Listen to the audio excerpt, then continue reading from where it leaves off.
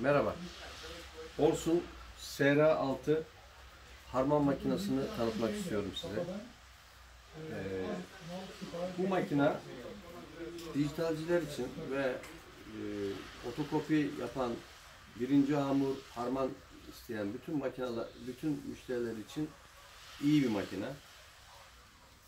Türkçe menülü, kullanım tuşları kolay. 2 tuşla işinizi yapabilecek.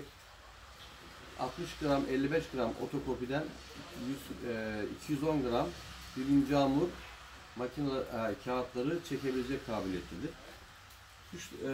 Ekranı dokunmatiktir ve Türkçedir. Sadece bir prova düğmesine basarak prova alıyorsunuz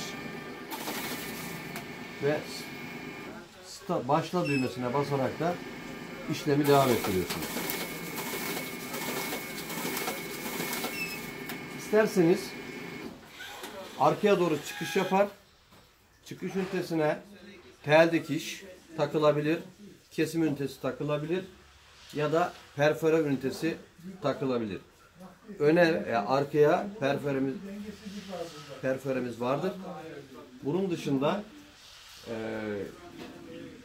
çok büyük özellikler var. Şöyle ki, mesela çift aldığı zaman, kağıt sıkıştığı zaman ya da almadığı zaman durur ve hangi gözde olduğunu ışıksal olarak, görsel olarak hem burada belirtir.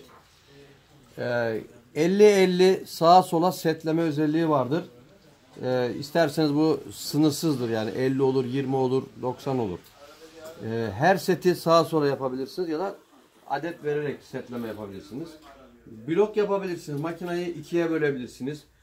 İkinci bir kule ilave edebilirsiniz. Yani 6-6-12, 10-10, 20, 12-12, 24 gibi.